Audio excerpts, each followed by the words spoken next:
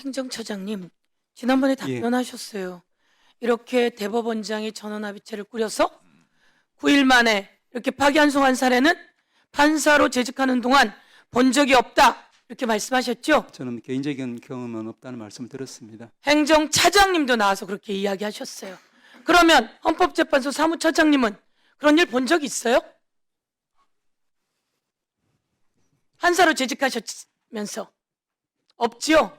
뭐 대법원에는 제가 근무한 적은 없습니다. 네, 그런 적 본 적 있으세요? 경험한 적은 없습니다. 없지요? 법무부 차관도 마찬가지로 그런 거 본 적 없죠?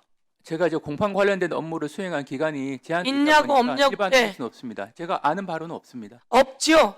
국민 여러분, 대법원장이 나서서 전원합의체를 꾸려서 9일 만에 파기환송시키는 사례를 세 분의 기관장들께서 본 적이 없다고 하시지 않습니까? 있은 적이 없습니다. 그러면 국민이 다 의심하지 않습니까? 그러니 법원은 그런 의심받거나 의혹받을 일을 하지 않으셔야 됩니다. 어떤 법원인데요?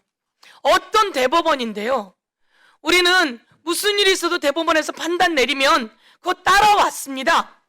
제가 이야기하지만 우리는 법의 지배를 받는다고 하지만 법관의 지배를 받는 게 아닙니다. 한 번 더 말씀드리고, 화성연쇄 살인사건에 그 3심에서 유죄를 받았던 그분, 태완이법 제가 만들어서 화성연쇄 살인사건에 진짜 법인 잡고 난 다음에 그분 재심 받아서 무죄 됐잖아요. 그래도 3심이 잘한 건 아니에요. 그때 대법원까지 갔을 때. 마찬가지로 약촌오거리 살인사건도 엉뚱한 15살짜리를 범인으로 몰았어요. 대법원에서 그렇게 몰았어요. 그것도 제가 만든 태완이법으로 그 진짜 살인범이 잡혔어요. 그렇죠? 그런데 우리는 그동안 대법원장을 믿고 괜찮은 사람이라고 생각해 오고 그렇게 따라왔어요. 그런데 이번 대법원장은 그게 아니에요. 이 대법원장이 잘못한 건 뭔지 아십니까? 대법원 전체를 흔들어 놓은 겁니다. 사법부의 신뢰 전체를 흔들어 놓은 겁니다. 제가 제보 받은 거고요. 제가 지난번에 제보 받았어요. 조희대가 윤석열을 만나서 이재명 건이 올라오면 내가 대법원에서 바로 정리해버리겠다라고 했다고. 그래서 조희대 대법원장 답변하라고 했는데 답변이 없어요. 오늘 영상 한번 다시 보실게요. 윤석열 탄핵 이후 정상명, 한덕수, 김충식, 조희대가 4인이 회동했답니다. 이것도 의혹이지만 들어보세요. 제가 말했던 내용과 똑같은 내용이 들려요. 자, 들어보세요. 그러니까 나도 그 이야기를 결혼했는데 4월 4일 날 윤석열 판결 선고 끝나고 4월 7일인가 4월 10일인가 15일인가 그 발음이 정확하지 않았어요. 아무튼 그때부터 조희대 대법원장하고 자우상 위원장하고 그다음에 김충식이하고 한덕수하고 목적 비밀이 많아갖고 점심을 먹었다 이러지. 그 자리에서 조희대가 그런 말을 했다는 거야. 이재명 이 사건 대법원에 올려오면 대법원에서 처리해서 알아서 처리한다. 그런 얘기 했다던데. 그리고 그때 그 내면상에 해라는 다음 동료는 내 압제를 할 수 있는 사람은 못다. 이렇게. 저는 이 내용은 나중에 들었어요. 제가 제보받은 것은 아주 고위직에 있던 사람이 윤석열과 조희대가 만나서 한 얘기, 조희대 왈 이재명 사건이 대법원에 올라오면 바로 처리하겠다라고 했다는 얘기를 우리 쪽 의원에게 얘기했고, 그런 얘기를 제가 또한 제보를 받고 이런 과정이 있었는데 이 내용을 똑같이 정상명, 한덕수, 김충식, 조희대, 이게 사실인지는 모르겠으나 이 내용이 있지 않습니까? 이게 말씀드려도 되겠습니까? 녹취로 나와 있잖아요. 말씀드려도 되겠습니까? 그래서 제가 말하는 것은 이런 상황이 얘기가 되고 있다고 녹취가 나오고 저는 정확하게 제보를 받았고, 그런데 이런 상황 속에서 갑작스럽게 파기환송을 해요. 이게 말이 됩니까? 그리고 저희가 물었잖아요. 제가 질문하고 난 다음에 답변하세요. 예. 6만 아니 7만 페이지에 달하는 기록을 봤느냐? 그랬을 때 처장님 뭐라 그랬어요? 어떻든 전자문서로라도 봤다고 합니다 라고 했던 거 아닙니까? 그런데 제가 받은 답변에는 뭐라고 왔어요? 우리 그런 거 안 봐요. 우리는 파기환송한 상고 이유서와 그 법률 판단을 봅니다. 이렇게만 이야기했단 말이에요. 이러면 이 중차대한 거에서 대법관들이 기록을 안 본다고 당당히 이야기하는 게 말이 되겠습니까? 말씀 답변하세요. 예. 잠깐만요, 처장님. 예. 자, 보세요. 이거를 대체 토론이 아니라 처장이 청문회 때는 나가버리고 이걸 했으면 해명이나 답변할 기회도 없어지는 거잖아요. 앞으로 청문회가 시작되면 나가신다면서요. 예. 근데 이런 사안들이 또 나오면 그때 뛰어와서 답변하시겠습니까? 고민해 보겠습니다. 저는 그래서 계시는 게 좋을 것 같다는 거예요. 어떻게 생각하십니까?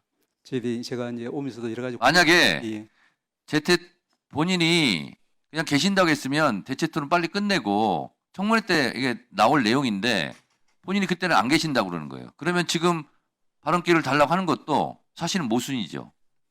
송구스럽지만 저희들이 이제 이 청문회에 대한 이제 저희 전체 법관들의 입장을 예. 자, 다른 분들은 조용히 하세요. 지금 발언기는 드릴 텐데 예. 잠깐만요. 지금 발언기는 드릴 텐데 이따 청문회장에 안 계신다면서요. 예. 근데 이런 유사한 일이 벌어지면 예. 그때 다시 와서 발언기 주십시오. 이렇게 하실 거냐고요. 예. 고민해 보겠습니다만 어쨌든 아까 자, 말씀드린 일단 이거 발언하세요. 예. 답변 기회 드리겠습니다. 두 가지만 서 의원님 말씀을 드리겠습니다. 첫째는 제가 아까 들은 내용은 저도 처음 듣는 내용이긴 하지만 제가 알기로는 하늘이 두 쪽 나도 우리 대법원장님 그럴 뿐이 아니라고 제가 말씀드려야 되겠습니다. 두 번째는 그리고 이제 그 아까 9일이라고 이야기하셨지만 제가 지난번에도 말씀드린 바와 같이 3월 27일 날 상고 기록이 접수되고 나서부터 치면 한 달이 넘습니다. 그래서 이제 제가 이제 뭐 재판에 관여할 수 없기 때문에 전혀 내용은 전혀 모릅니다만은 제 경험으로는 이제 이런 중요한 국민적인 관심사가 있는 이런 사안에서는 이제 대법관들이 자기의 명운을 걸고 기록을 열심히 보기 마련입니다. 저는 그 부분에 대해서는 뭐 구체적으로 모르기 때문에 뭐 더 이상 구체적으로 말씀은 드릴 수 없겠지만 그런 부분은 위원님들께서 우리 구조에 대해서 조금 믿음을 주셔도 되지 않을까 하는 생각입니다. 네, 됐어요. 자, 됐고요. 됐고요. 우선 난 이 얘기를 꼭 해야 합니다. 지난번에 제가 질의했어요. 조희대 대법원장 답변하라고. 그게 하늘이 두 쪽 나도 아니라고요? 그 사실 확인을 어떻게 해요? 내가 정확하게 제보를 받았어요. 그리고 이건 그 다음에 또 나온 녹취예요. 그런데 어떻게 하늘이 두 쪽 나도라고 답변을 하죠? 자, 여기 나와서 답변이 사실이 아니면 그대로 묻는 겁니까? 자, 운영 규칙도 저는 돼서 동등하게 적용을 제가 하겠습니다. 나와야 된다. 그리고 대법원장은 이런 의혹을 주는데 전 이거 충분히 의심갈 만한 내용이라고 봅니다. 자, 됐고요. 대법원장은 돼서 즉각 사퇴하는 게 사법부를 위해서 맞아요. 자, 아까 말씀드린 대로 발언 시간 내에 질문하고 발언 시간이 끝난 다음에 답변 기회는 드리는데 다시 질의하는 것은 안 된다고 제가 분명히 말씀을 드렸는데 협조해 주시기 바라고요. 처장님, 예. 그러니까 점심시간 때 한번 생각을 해보세요. 왜냐하면 지금 같은 경우도 처장님께서 하늘이 두 쪽 나도 우리 대법원장은 그러실 분이 아닙니다. 이렇게 말씀하셨잖아요. 예. 근데 그렇게 말을 하는 기회를 스스로 박탈하는 수도 있잖아요. 그렇기 때문에 청문회 과정에도 저는 법원행정처장께서 배석을 하는 게 저는 좋겠다. 그런 권고를 다시 한번 드리고 생각해 보세요. 한 말씀만 드려도 되겠습니까? 네, 하세요. 예. 제가 아까도 말씀드렸지만 우리 위원장님께서 국회법이라는 여러 가지 관련 법에 이제 정통하시고 이제 위원회 진행을 갖다가 이제 원칙대로 하시는 데 대해서 늘 이제 존경심을 가지고 있습니다만은 네. 이 청문회에 대해서는 이제 저희 법관들이 즉 재판 관련한 청문회라고 하는 그 상징성 때문에 네. 내 개인적인 의사가 적용될 여지는 없는 사안 같습니다. 그 점은 조금 양해해 주시면 감사하겠습니다. 하여튼 생각해 보세요. 예. 네.